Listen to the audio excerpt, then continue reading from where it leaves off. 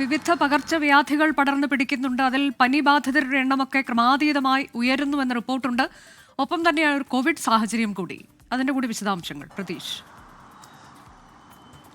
അനുജ, തീർച്ചയായും ഈ മഴക്കെടുതിക്കിടെയാണ് സംസ്ഥാനത്ത് പകർച്ചവ്യാധി ഭീഷണിയും കോവിഡ് ഭീഷണിയും ഉണ്ടായിരിക്കുന്നത്. കാരണം പ്രതിദിന രോഗികളുടെ എണ്ണം, പനിബാധിതരുടെ എണ്ണം 8000 കടന്നു. 8500-ന് മുകളിലാണ് സംസ്ഥാനത്ത് ഓരോ ദിവസവും പനി ബാധിച്ച ചികിത്സ തേടുന്നവർ. ഇത് സ്വകാര്യ ആശുപത്രി ഒഴികെയുള്ള കണക്കാണ്, സർക്കാർ ആശുപത്രിയുടെ മാത്രം കണക്കാണ്. അതുകൊണ്ട് പ്രത്യേക ഒരു ജാഗ്രത ഈ പകർച്ചവ്യാധി വിഷയത്തിൽ കൂടി ജനങ്ങൾ സ്വീകരിക്കണമെന്നതാണ് ആരോഗ്യവകുപ്പിൻ്റെ മുന്നറിയിപ്പ്. ഡെങ്കിപ്പനിയും എലിപ്പനിയുമാണ് പ്രധാനമായും ഈ മരണസംഖ്യ ഉയർത്തുന്ന കാര്യം.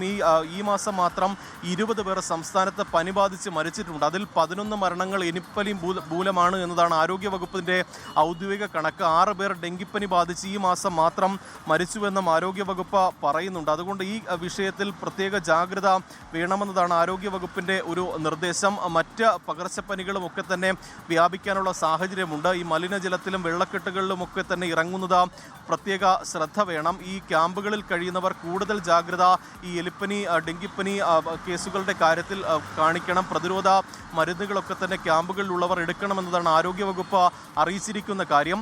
മറ്റൊന്ന് അനുജ സൂചിപ്പിച്ചതുപോലെ തന്നെ കോവിഡ് പ്രതിസന്ധിയാണ്. ഇപ്പോൾ ഈ കോവിഡ് പരിശോധന ഒന്നും തന്നെ അങ്ങനെ സംസ്ഥാനത്ത് നടക്കുന്നില്ല. ഈ വിദേശത്തൊക്കെ പോകാൻ വേണ്ടി മാത്രം പരിശോധിക്കുന്നവർ ആണ് ഉള്ളത്. അതുകൊണ്ട് തന്നെ ഈ അത്രയും ചുരുങ്ങിയ പരിശോധന നടത്തുമ്പോഴാണ് ഈ 1000-ന് മുകളിൽ കോവിഡ് കേസുകൾ സംസ്ഥാനത്ത് റിപ്പോർട്ട് ചെയ്തതായി ഔദ്യോഗികമായ സ്ഥിരീകരണം ഉണ്ടാകുന്നത്. പക്ഷേ കൂടുതൽ ആളുകൾക്കും കോവിഡ് വന്നു പോകുന്ന ഒരു സാഹചര്യം ഉണ്ട് എന്നതാണ് ആരോഗ്യവകുപ്പ് പറയുന്ന കാര്യം. കാരണം ഈ പനിക്ക് സമാനമായ ലക്ഷണങ്ങളാണ് പലർക്കും പ്രകടമാകുന്നത്. അതുകൊണ്ട് തന്നെ നേരത്തെ ഉണ്ടായിരുന്ന ഒരു സാഹചര്യം ആ ഒരു രോഗം തീവ്രമാകാനുള്ള ഒരു സാഹചര്യം നിലവിലില്ല. അതുകൊണ്ട് ആശങ്കപ്പെടേണ്ട ഒരു സാഹചര്യം കോവിഡിന്റെ വിഷയത്തിൽ ഇല്ല എന്നതാണ് ആരോഗ്യവകുപ്പും അറിയിക്കുന്നത്. അനുജ, ശരി, പ്രതീഷാണ് വിവരങ്ങൾ നൽകി.